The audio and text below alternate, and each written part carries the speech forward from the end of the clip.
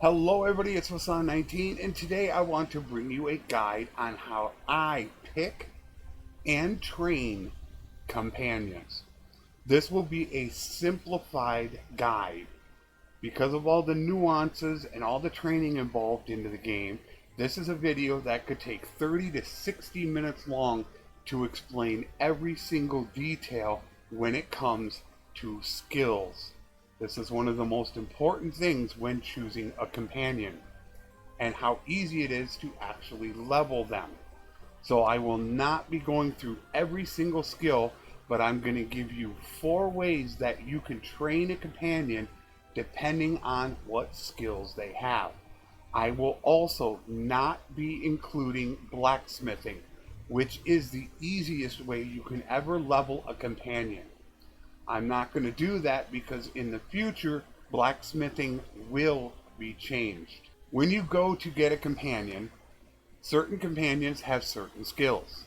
Now you can look up in the encyclopedia what skills that they currently have. So we are going to look up the black, and it will give you just a basic bit of information. Generally, the age of a companion will tell what their level is going to be, and I loosely say generally. Normally when they're in their low 20s, they're going to be a lower level. Normally when they're up towards 30, they're going to be a higher level. That is not always the case. And as far as the skills down here, all this shows are what high skills they have. However, this does not tell you exactly what they're going to have available to train. So I do not use the encyclopedia per se to see if they're trainable. However, I'll use the encyclopedia to see what types are out there, since certain people can train really well. So the first thing you do is find a companion and you go ahead and hire them. Now the first time you meet them, they will tell you a story.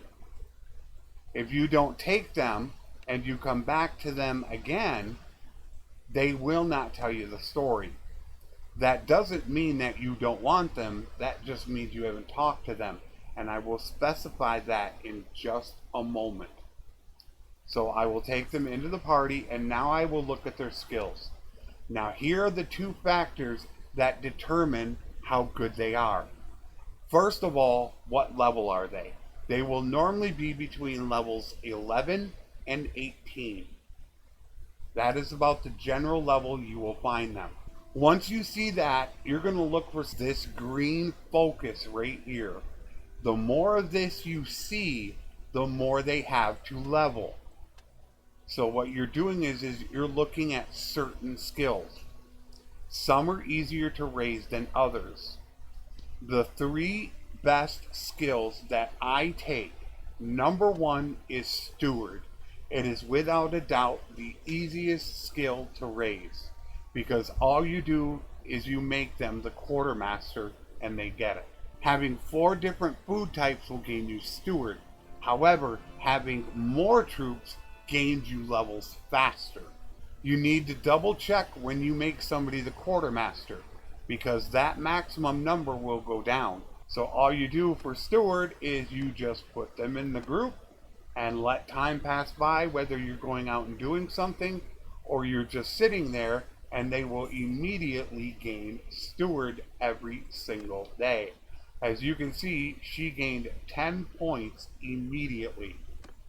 It is without a doubt the easiest thing you can level. I will now go over a couple of the other ways that you can do it before we get to fighting.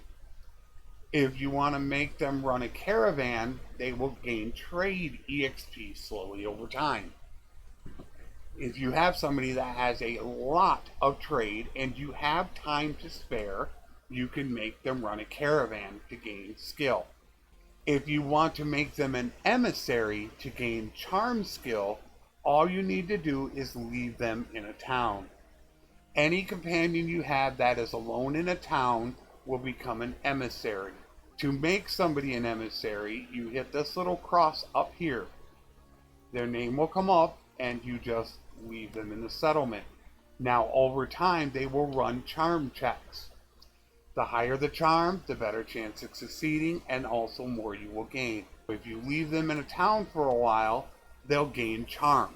The last thing before fighting is you can make them a party leader.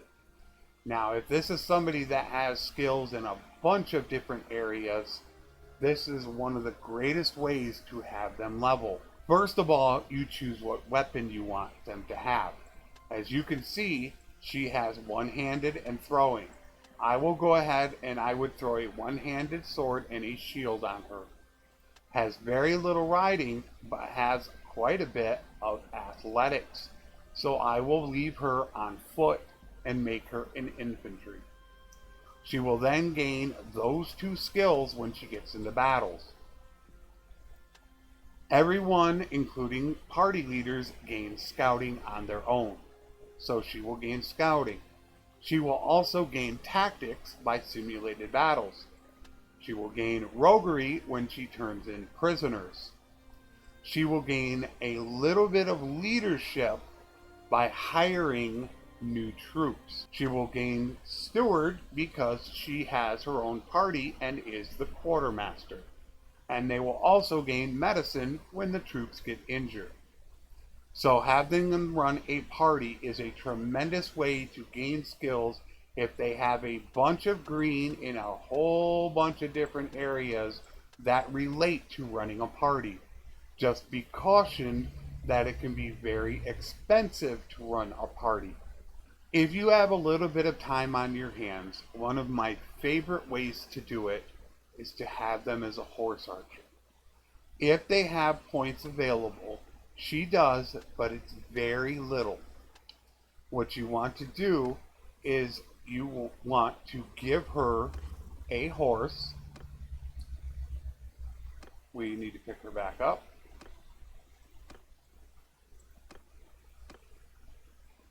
So what we will want to do is we want to give her a horse. Unfortunately, all she can take right now is a sumpter horse. We want to give her a saddle. And you do keep the weapon on her. I should have a bow. I do have a bow. Give her some arrows.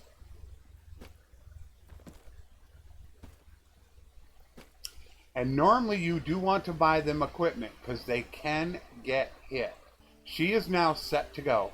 She has her equipment, her horse, her saddle. She has her bow and arrows, and then whatever weapon type you want her to be using. Now that we have that done, we will go ahead and we will make sure that we make her a horse archer. Now, if you have any other horse archers in your party, you may want to set her to a different number. I, a lot of times, will set her to a 5 or a 6. That way, when you tell her to go into battle, all of your other horse archers won't go as well. Now what you need to do is you need to go ahead and find some looters. All you do is this. You will tell all your people to move far back. That way they get out of range of the looters. So I instantly tell my entire party to move back. Then I choose number 6 Infantry! and F1, F3. Charge! Now everybody's running far away except my companions. They are going out to meet them. There is a chance that some of those looters could come back here. And that's why I sit here and wait to see if they do. All they will do is ride around the outside of them and shoot. When they hit, they can gain, as you can see, Frostbeard gained in riding. Frostbeard gained in riding. We are training them. They will gain in bow and riding when they hit. The black gain 2 points in riding. This is how you can train your companions if they have that riding or if they have the archery. Now when they run out of arrows, they will then switch to becoming a cav with their weapon. They'll come in, charge with their weapon, and swing at them. Now that the battle is over, you can actually see what they gain. The black gained 7 bow, 9 riding, and Frostbeard, I believe, is maxed in bow.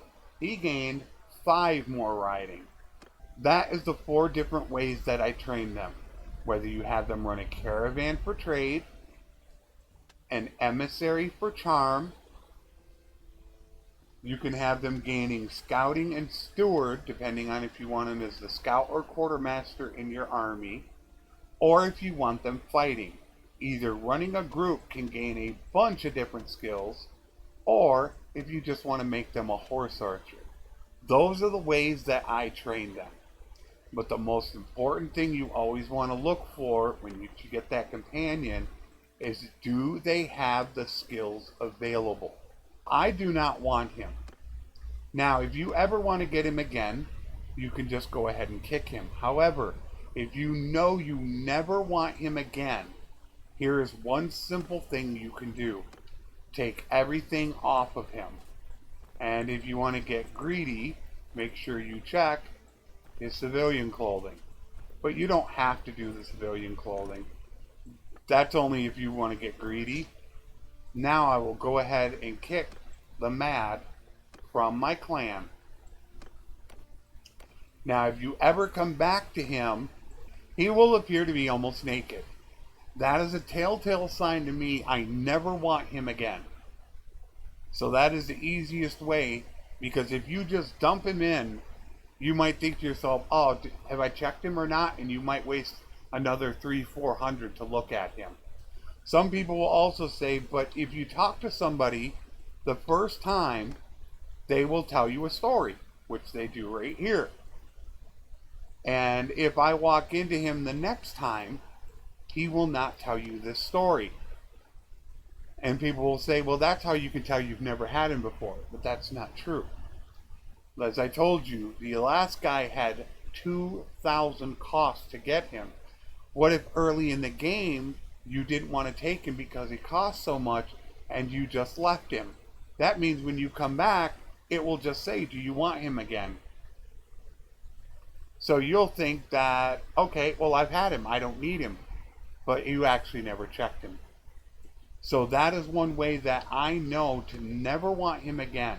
However, there is an instance in when you could want him later on, and the reason is maybe he can become a governor, which a governor is really important in the game, which I have made a video on how important governors are, and I highly recommend you check that out. I will link that at the end and in the description below. So we will check him. That is how I choose which companions I want to take. First, look at their level.